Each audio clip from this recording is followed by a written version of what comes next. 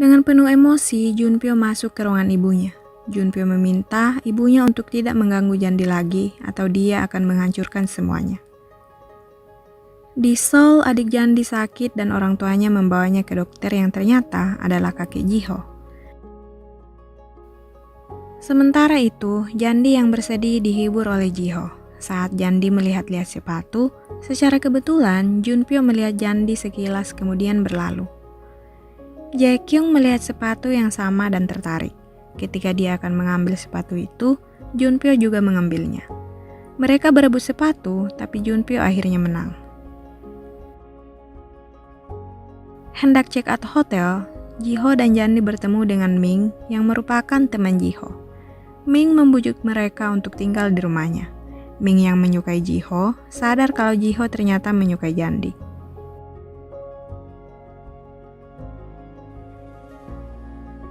Junpyo sedih ketika tahu Jandi dan Jiho sudah check out dari hotel.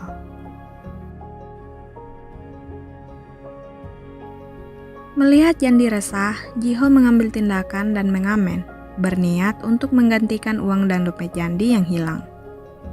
Penonton rame, sementara Jandi dari kejauhan cuma bisa menatap Jiho dengan kagum. Dalam perjalanan pulang ke rumah Ming, Jiho menggendong Jandi karena sepatunya rusak. Keduanya tidak sadar kalau Junpyo yang berada di dalam mobil terus memandangi mereka. Keesokan harinya, Jandi memutuskan untuk kembali ke Korea. Di bandara, ia sempat berdebat dengan Jiho saat mengajukan tawaran untuk mengganti tiket pesawat kelas 1 dengan kelas ekonomi. Namun ucapan Jiho langsung menuntaskan perdebatan dengan cepat.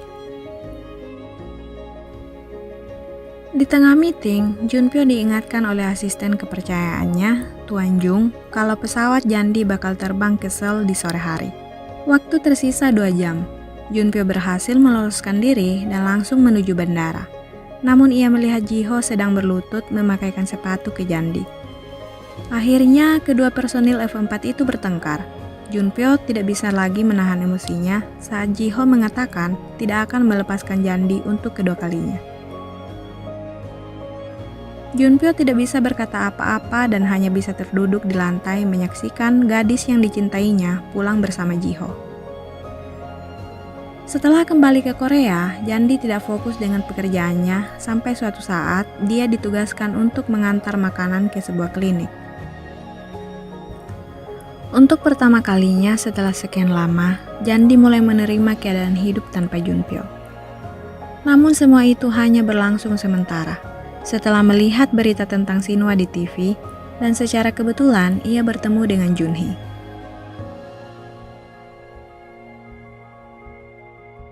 Untuk ulang tahun Junpyo, Jandi mendapat undangan dari Nyonya Kang yang tentu saja tujuannya untuk mempermalukan Jandi, tapi gagal. Rupanya, Nyonya Kang berniat mengumumkan pertunangan Junpyo dengan Jaekyung. Sadar kalau ibunya mulai berulah, Junpyo meminta Jandi mengikutinya. Junpyo tidak sadar yang ditariknya bukanlah Jandi, melainkan Jaekyung. Salah paham, Jandi makin terpuruk. Sementara Junpyo baru sadar kalau dirinya telah menarik gadis yang salah saat berada di tengah taman.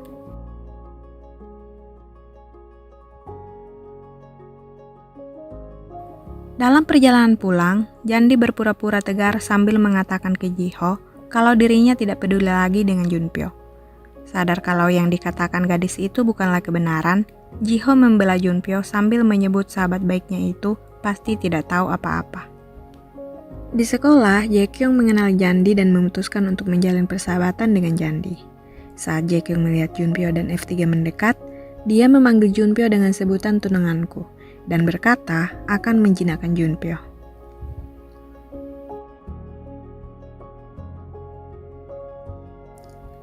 Jaekyung benar-benar ingin berteman dengan Jandi, bahkan dia mengajak Jandi dan Gaeul berjalan-jalan dan berbelanja.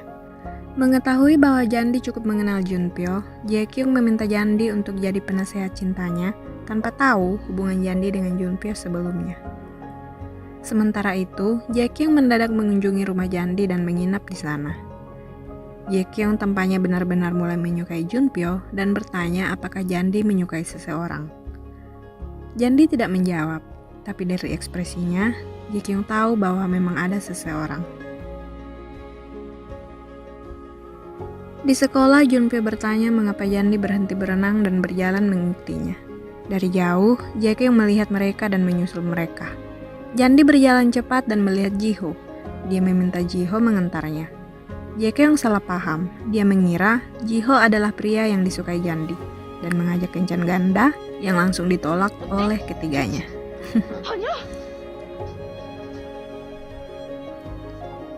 Dengan rencana anehnya, F2 dan Gaeul berencana mendekatkan Jandi dan Junpyo kembali.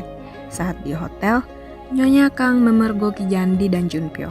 Dia ingin memukul Jandi, tapi berhasil dihalangi Junpyo. Kemudian Junpyo diseret pulang. Dengan frustasi, Junpyo mengirim pesan kepada Jiho untuk menjemput Jandi. Setelah itu, dia membanting ponselnya.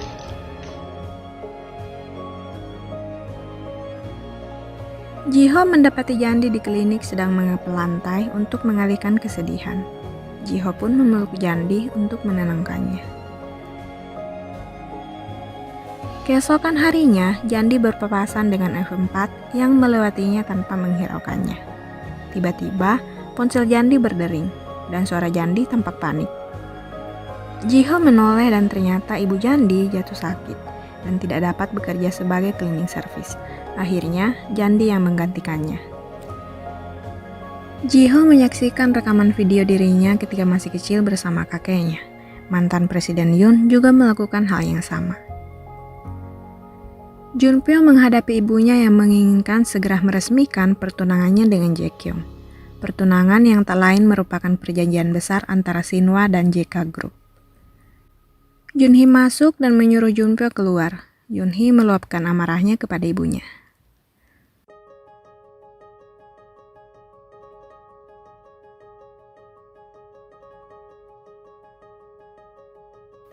Sementara itu, Jandi sibuk dengan pekerjaan cleaning service menggantikan ibunya. Jiho lewat dan melihatnya. Kemudian ikut membantu Jandi. Beberapa saat kemudian, Jandi kelelahan dan pingsan di toilet. Melihat itu, Jiho membawa Jandi ke rumahnya untuk dirawat. Melihat Jiho merawat Jandi, Junpyo diam-diam berbalik pulang dan menangis frustasi teringat akan kejadian di Bandara Macau.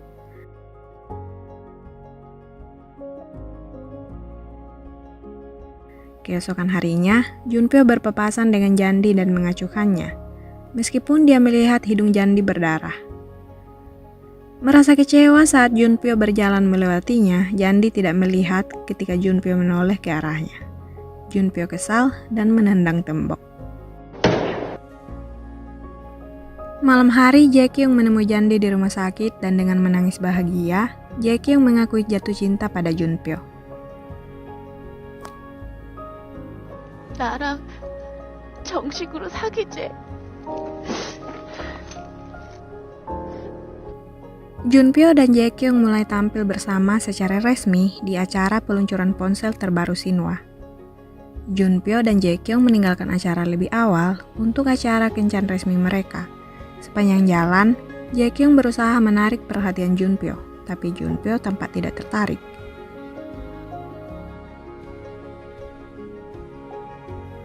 Kemudian di sekolah, Jiho berjalan mendekati Jandi. Jandi merasa dia tidak akan mampu menjadi dokter. Tapi kalaupun dia tidak menjadi dokter, dia tetap dapat membantu di klinik kakek Jiho. Perhatian mereka terpecah oleh Jae Kyung yang berjalan sambil merangkul tangan Junpyo. Hal ini mengganggu Junpyo dan bertanya apa yang harus dilakukannya agar Jae Kyung mau melepaskan tangannya. Jae Kyung meminta Junpyo menciumnya. Junpyo pun mencium Jae Kyung. Melihat itu, Jiho dapat merasakan perasaan sakit Jandi dan berusaha menghiburnya.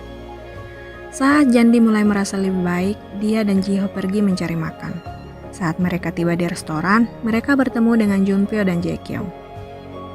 Ketika di restoran, Jae Kyung mengajak mereka untuk berlibur, tentu saja di resort milik keluarganya. Akhirnya kedua pasangan tersebut check-in di resort Jae Kyung. Jae Kyung memperlihatkan cincin tunangannya kepada Jandi dengan inisial J Love J. Yandi mengamati kalungnya di pinggir kolam. Tiba-tiba dia kehilangan keseimbangan dan kalung itu pun jatuh ke kolam. Yandi berenang untuk mengambilnya, tapi bahunya sakit dan dia pun hampir tenggelam. Junpyo datang menolong Yandi. Yandi heran sejak kapan Junpyo pintar berenang. Junpyo berkata, dia belajar agar Yandi tidak perlu diselamatkan oleh pria lain.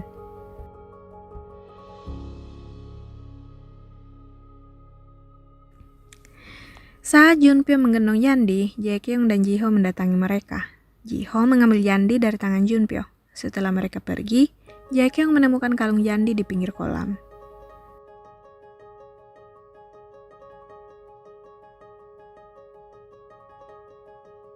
Di resort, Junpyo berdiri sendirian di kolam dan tidak dapat percaya bagaimana dia dapat mundur dan membiarkan Jiho menjaga Yandi. Tiba-tiba, Jaekyung masuk dan memeluk punggung Junpyo. Yandi yang ingin kembali ke kolam mencari kalungnya, melihat mereka.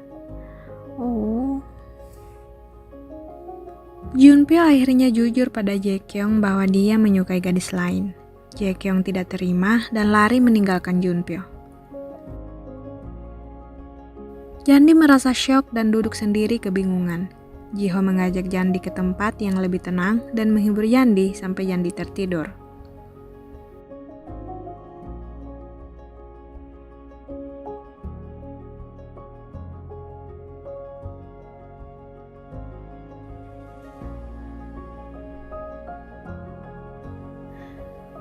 Frustasi di kamar sendirian, Jaekyung mulai menyadari bahwa Yandi adalah gadis yang dicintai Junpyo.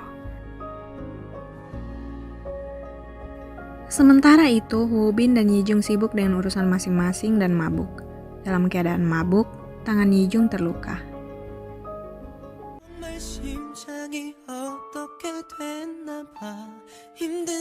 Terima kasih ya udah nonton sampai habis. Sampai jumpa di film berikutnya. Bye-bye.